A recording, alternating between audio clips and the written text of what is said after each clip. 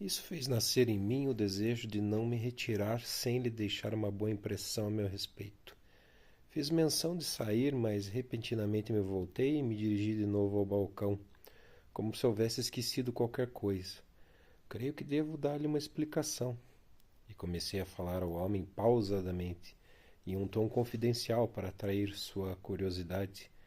Com o lápis na mão, levantando-o até a altura dos olhos dele, disse-lhe: Compreendo perfeitamente que é uma coisa bastante esquisita fazer tão longa caminhada por causa de um insignificante lápis. Mas para mim esse lápis tem um valor incomparável. Por muito estranho que pareça, devo a esse vulgar pedaço de lápis tudo quanto sou, até a minha posição na sociedade. Calei-me por um momento. O homem estava embasbacado.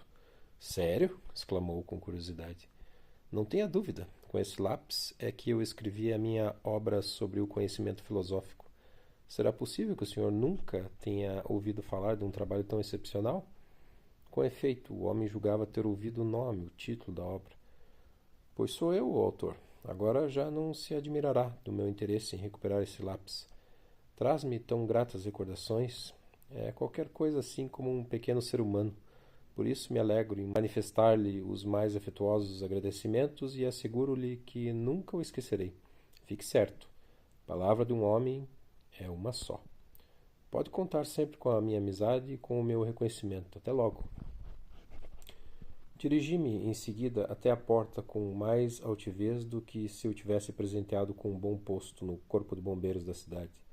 Ao retirar-me, o amável prestamista inclinou-se 2 vezes respeitosamente. Já na porta, voltei-me para trás e dignei-me dizer-lhe até logo. Na escada encontrei uma mulher que levava na mão um saco de viagem. Ao passar perto de mim, afastou para o lado o saco para me dar passagem. Porém, eu, cheio de curiosidade por saber o que ele continha, apalpei-o com uma mão. Estava vazio, e a minha impertinência fez-me descer a escada envergonhado. Pouco depois, a campainha automática da porta do prestamista anunciava um novo visitante. Devia ser meio-dia. O sol estava no zênite. As ruas da cidade começavam a encher-se, na hora do costume, dos seus habituais frequentadores. Uma multidão sorridente e afável invadia a rua Calhoun, cumprimentando-se, apertando-se as mãos. Sentindo-me insignificante entre aquela gente, deslizei através da compacta multidão, evitando, ao chegar à esquina da universidade, ser reconhecido por um grupo de amigos reunidos ali para ver quem passava, e, mergulhado nas minhas reflexões, dirigi-me de novo para a ladeira do palácio. Como se me afiguravam felizes e satisfeitos todos aqueles homens que eu encontrava no meu caminho. A vida, na verdade, era para eles como uma imensa sala de baile. Nem a sombra de uma preocupação nos seus olhares, nem a mais leve aparência de cansaço nos seus gestos. Nunca talvez um pensamento inquietante, uma angústia misteriosa lhes teria perturbado as almas. E ao lado dessa humanidade que se cruzava comigo, eu, jovem, quase virgem de experiência, já esquecera o que era felicidade. Lutei com esse pensamento até me persuadir de que se cometia comigo uma cruel injustiça. Por que tinham sido os últimos meses tão terrivelmente duros para mim?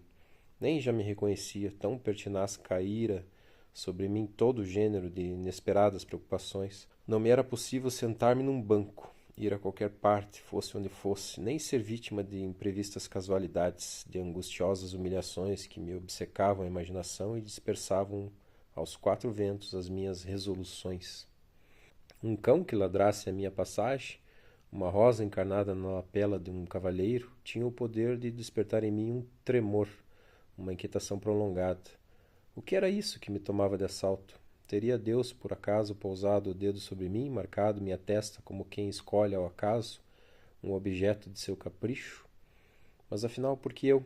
Não seria o mesmo se ele voltasse seus olhos para algum morador perdido da América do Sul? Quanto mais eu refletia, mais absurdas pareciam as razões pelas quais justamente eu seria a vítima propiciatória dos desígnios insondáveis do destino. Era sem dúvida curioso que Deus, entre a multidão infinita de homens, ignorasse editores sem escrúpulos, passasse ao largo de Pachá, o antiquário, e Hennerchen, o despachante, para cravar seu olhar em mim, porque eu, que sempre buscara apenas o essencial, o mínimo, para que a vida pudesse se desenrolar como um fio. Ao mergulhar nas dobras do meu passado, acabei por concluir que a escolha divina se erguia como um ato de pura arbitrariedade, um capricho do Senhor. E mesmo depois de encontrar um banco e deixar-me cair sobre ele, as ideias se misturavam em minha mente, cercando-me como uma legião de insetos que picam e não me deixam repousar. Desde aquele fatídico dia de maio, quando as adversidades começaram a morder os calcanhares dos meus passos, tornou-se impossível acompanhar o rastro das minhas forças, que iam se dissipando sem que eu percebesse. Empalideci, e os meus desejos passaram a tropeçar em minhas fraquezas. Era como se o espírito se enredasse numa teia pegajosa que me prendia os movimentos. Seria a vontade de Deus o meu completo aniquilamento? Dei por mim novamente em pé, caminhando ao redor do banco como um animal encurralado. Tudo em mim se resumia a uma angústia aguda e o corpo traidor começava a ceder. As dores vinham, ficavam os dentes nos meus braços e eu mal conseguia sustentá-los. A digestão do almoço, laboriosa e cruel, me causava uma indisposição profunda. Sentia-me entorpecido, como se algo pesado e sombrio se alojasse no fundo do estômago. Caminhava de um lado para o outro, sem prestar atenção àqueles que, feitos sombras fugidias, passavam por mim. Por fim, 2 homens bem vestidos se sentaram no banco ao meu lado, acendendo charutos e trocando palavras em voz alta. A conversa deles me irritava, como se suas vozes viessem profanar o silêncio atormentado em que eu me debatia. Pensei em interpelá-los, mas desisti e me afastei, buscando um novo refúgio em outro canto do parque. Mas a ideia de Deus voltava a me assombrar. Era como se ele, responsável em sua grandeza, fizesse questão de se interpor em meu caminho sempre que eu me aproximava de um resquício de esperança. E, no entanto, Senhor meu Deus, o que eu suplicava não passava do pão de cada dia. Nas longas temporadas de fome, experimentava a cruel estranheza de sentir o cérebro mergulhar num silêncio impiedoso, como se estivesse oco, as ideias fugindo de mim, e o peso que carregava nos ombros se dissolvesse, permitindo-me flutuar numa espécie de torpor, semelhante àquele que eu via nos rostos vagos e nos olhos distantes dos que passavam. Sentado naquele banco, crescia em mim uma aversão que parecia brotar das entranhas, um rancor surdo contra esse Deus que permitia que tamanhas amarguras recaíssem sobre o meu frágil ser. Seria essa sua forma de me atrair, conduzindo-me de provação em provação, como se quisesse polir o espírito com o áspero cinzel do sofrimento? Ele acreditava, porventura, que, ao me submeter a desgraças incessantes, me revelaria o caminho da redenção? Ah, como estava enganado, redondamente enganado! Aquela ideia me parecia de uma absurda crueldade, e quase cedendo ao pranto ergui ao céu uma prece silenciosa, despejando na súplica toda a força do meu espírito abalado. De súbito, senti emergir de dentro de mim lembranças de uma devoção esquecida, imagens religiosas dos anos de infância, os livros de orações, o suave cântico das palavras sagradas, o ritmo tranquilizador da Bíblia. Tudo isso começou a ressoar nos meus ouvidos como um eco longínquo trazido pelo vento. Murmurei comigo mesmo, de cabeça inclinada, ceticismo nos olhos e no gesto. Para que me desgastar na busca de um pouco de alimento e bebida, tentando satisfazer as necessidades penosas desse corpo miserável? Não era o Pai Celestial que cuidava dos lírios do campo e dos pássaros dos céus? E eu, sendo um dos seus humildes servos, por que me sentia então tão desamparado? Deus havia tocado os meus nervos com o seu dedo divino, depositando ali o veneno da inquietação. E ao afastar a mão, deixou-me à mercê de vermes invisíveis que corroíam a paz dos meus dias. No meu coração, ele gravou uma ferida que não cicatrizava, e depois me abandonou à sorte, como se eu fosse apenas mais uma criatura entre tantas. De um bosque próximo começou a soar uma melodia. Era um grupo de estudantes, ao que parecia, e o relógio devia estar por volta das 2 horas. Resolvi então tirar do bolso o papel para escrever, mas por fazer isso encontrei também o talão de vales do meu barbeiro. Contando-os, vi que restavam 6 serviços. Ao menos isso, pensei, e uma satisfação leve me percorreu. Ao menos poderia me barbear por mais 2 horas, apresentar-me com algum decoro. Guardei os vales com cuidado, mas ao tentar escrever percebi que não seria possível. Tracei algumas linhas e logo senti que o pensamento se dispersava. Fugia de mim para se perder numa nuvem de inquietações. Os pequenos insetos não me davam trégua, rodopiavam sobre o papel, pousando e voltando e levantando voo, como se zombassem da minha tentativa vã de afugentá-los. Observava-os em seu balé frenético e acabei por perder a noção do tempo, imerso naquela distração absurda. Subitamente o som metálico de 2 clarinetas cortou o ar, trazendo uma nova onda de irritação que invadiu meu peito. Desisti de escrever. Guardei o papel e me recostei no banco, sentindo o cérebro tão leve que parecia flutuar, pronto para receber os mais sutis pensamentos. Enquanto permanecia ali, reparei que meu pé balançava sozinho num movimento constante e ritmado. Endireitei-me, curioso com aquele gesto involuntário, e ao fixar o olhar no pé, fui tomado por uma sensação estranha, como se os nervos se agitassem sob o efeito de uma corrente elétrica, percorrendo meu corpo como um temor que me era completamente novo. Aquele movimento involuntário parecia ecoar a desordem que Deus havia instaurado em mim, ressoando como uma última provocação do divino. Ao baixar os olhos e encarar os sapatos, senti como encontrasse velhos companheiros esquecidos. Era só um velho, um ancião franzino, aparentemente sem importância. Mas o jornal que ele segurava, dobrado de um jeito incomum com a página de anúncios para fora, atiçava minha curiosidade. O que havia ali, afinal? Por que eu escondia daquela forma? E eu, incapaz de resistir ao impulso de desvendar o que estava tão próximo e ao mesmo tempo tão inatingível, me senti tomado por um desejo quase infantil de espiar aquele segredo. Olhei o homem mais de perto, buscando algum indício que me permitisse compreender sua figura. A sua calma era um mistério que me irritava e fascinava ao mesmo tempo. Comecei a vasculhar os bolsos à procura de qualquer coisa que pudesse servir como pretexto para puxar a conversa. Mas tudo o que encontrei foi um talão de barbearia. Enfim, com um gesto impensado e talvez um pouco atrevido, perguntei, estendendo a mão vazia. Aceita um cigarro? Ele balançou a cabeça, sem sequer olhar para mim. Não fumo, obrigado, respondeu com uma voz tranquila, que parecia vir de uma longa distância. Então virou-se, revelando os olhos velados por uma película leitosa, como se um manto de névoa houvesse se instalado ali. E naquele olhar parado, sem brilho, senti uma tristeza muda, que parecia conter em si a história de uma longa espera. O senhor não é daqui, não é? Perguntou ele, quebrando o silêncio que se alongava entre nós. Não, senhor, respondi, sentindo o eco daquela negativa ressoar entre nós, suspenso no ar, como uma ponte precária. Mas ele, com o jornal dobrado e os olhos embaciados, parecia não se importar com o que eu dizia. Era o som da minha voz, certamente, que o guiava, como se pudesse decifrar nela os mistérios de um estrangeiro. O jornal, desdobrado com a página de anúncios à mostra, permanecia ali, a me intrigar, e eu me perguntava se ele, cego como estava, sequer sabia o que tinha nas mãos. Onde mora? Perguntou o velho, como quem lança uma rede ao mar. A mentira surgiu-me quase espontânea, desnecessária até, mas dita com a segurança de uma verdade. Moro na praça de Santo Olof, número 2. Ele assentiu lentamente, com o ar de quem recordava vagamente aquela praça com suas árvores tímidas, a fonte ressecada e os postes de iluminação a gás que pareciam acender-se por pura teimosia. Ah, sim, conheço. Que número mesmo? Insistiu.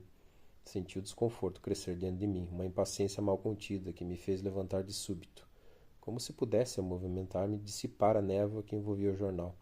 Se o senhor não pode ler, eu bem poderia. Mas ele não deu ouvidos à minha oferta, prosseguindo como se cada detalhe que eu fornecia apenas o instigasse ainda mais. E como se chama agora o dono do prédio?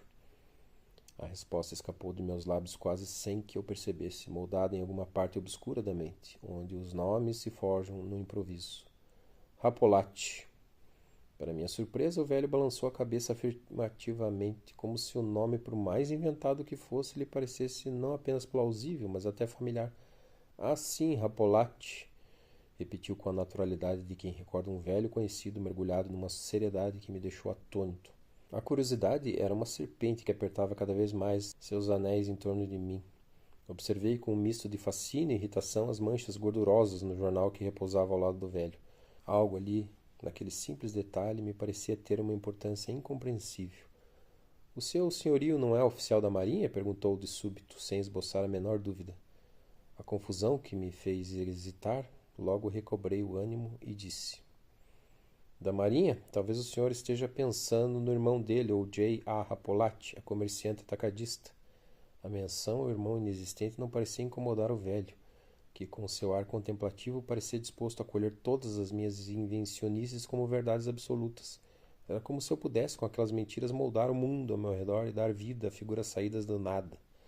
Ora, pelo que diz, esse Rapolati parece ser um homem de muitos talentos, comentou o velho, talvez com um toque de admiração genuína na voz. Um homem em toda a acepção da palavra, não?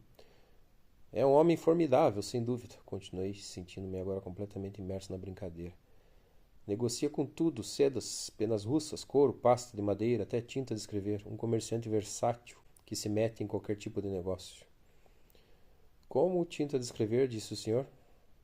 Interrompeu ele, inclinando para a frente, como se não quisesse perder uma só palavra.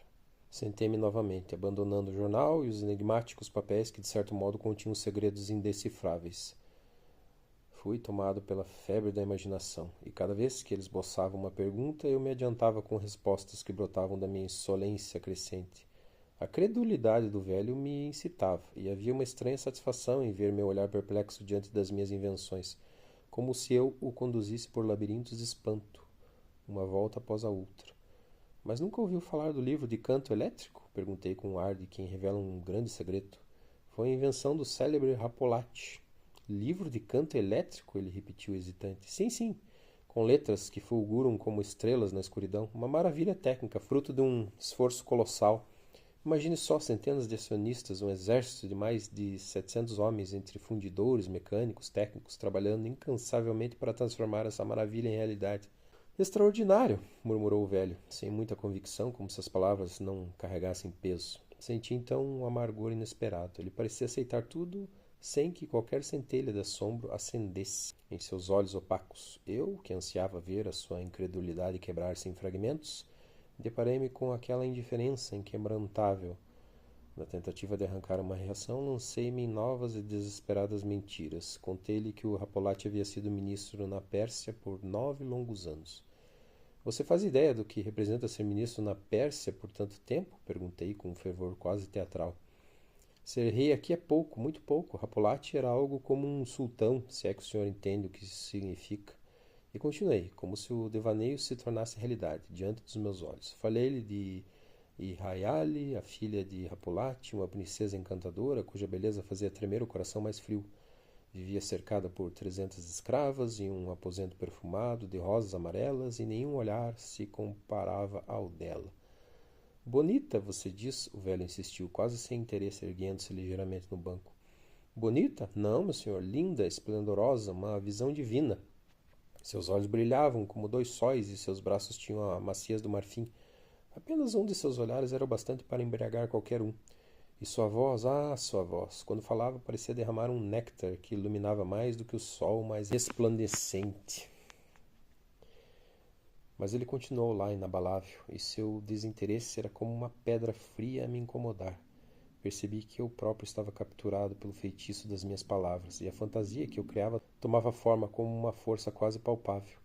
A excitação súbita, no entanto, desfez-se num riso abrupto e descontrolado. E tudo o que restou foi a gargalhada, ecoando pelo vazio daquele momento irreal. A situação já me divertia. Aquele jogo inesperado de mentiras, tão desprovido de propósito, tornava-se um refúgio para minha mente agitada.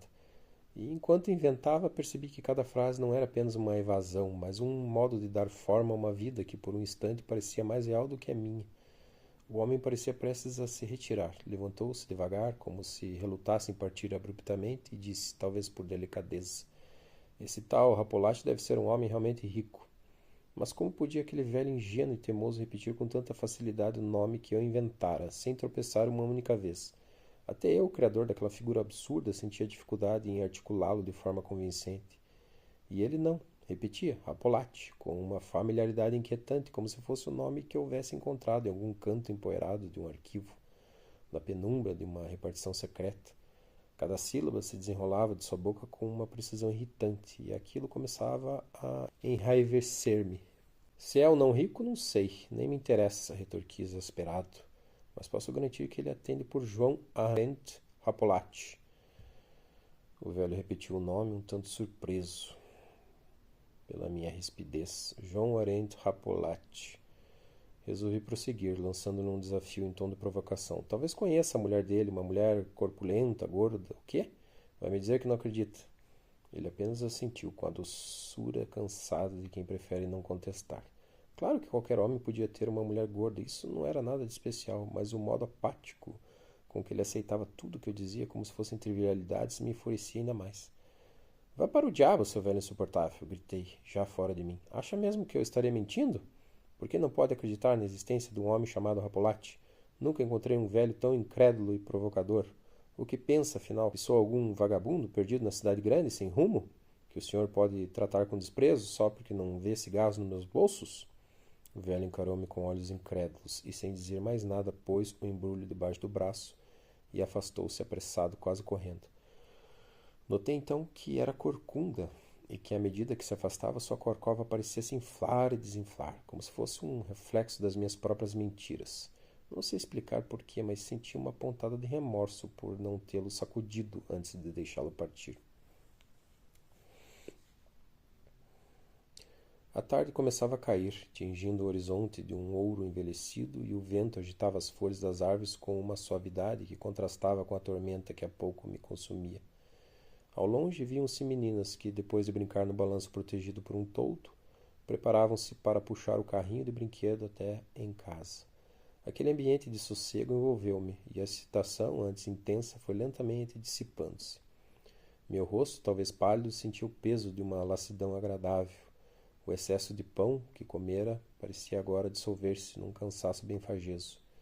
Recostei-me no banco, entregue àquela sensação de torpor, e fechei os olhos. Estava à beira do sono, quase mergulhado em sua profundidade, quando senti um toque firme no ombro. É proibido dormir aqui, advertiu o guarda do parque com uma voz tranquila. Sim, senhor, respondi, levantando-me de imediato. A realidade voltava a se impor diante dos meus olhos. A tristeza da minha situação penosa começava a me afligir novamente. Eu precisava tomar uma decisão, qualquer que fosse. Continuar procurando emprego já não parecia sensato. As recomendações que eu tinha estavam desatualizadas e, além disso, eram destinadas a pessoas quase desconhecidas que não poderiam realmente me ajudar. As recusas constantes que enfrentei durante todo o verão haviam desconstruído completamente minhas esperanças. E agora o aluguel do meu quarto estava vencido, era urgente encontrar uma solução. Felizmente, ainda havia tempo. Inconscientemente, tirei do bolso lápis e papel e comecei a escrever mecanicamente a data de 1848 em todos os cantos da folha. E se um pensamento surgisse, capaz de me absorver por completo e inflamar as palavras em meus lábios, não seria a primeira vez que uma ideia tomava forma quando, depois de tentar em vão articular algo, me via desiludido, enchendo folhas e folhas com frases desconexas. Sentei-me de novo no banco e escrevi dezenas de vezes, de cima a baixo, em todas as direções, o número 1848. Na esperança de que a tão esperada ideia surgisse. Uma nuvem de pensamentos dispersos pairava em minha mente. O fim da tarde trazia uma melancolia suave, a chegada do outono impregnava tudo com um torpor letárgico. Pássaros e insetos já sentiam a primeira brisa fria e se agitavam por entre as árvores e a terra, inquietos, laboriosos, como se pressentissem o próprio fim. Répteis e vermes, percebendo a ameaça de destruição, se contorciam em uma última e desesperada convulsão. Levantavam a cabeça amarelada sobre a relva e se arrastavam por um momento antes de se jogarem em massa, vencidos pela própria impotência. Cada planta parecia expressar um último suspiro, uma agonia inconfundível ao toque da geada devastadora. Os caules pendiam murchos, voltados para o sol, como em um derradeiro desejo, deixando cair as folhas como um som de seda que roça. Chegara o outono, o carnaval das coisas que mudam e desaparecem, tingindo de vermelho vivo, como sangue coagulado, as rosas e as folhas.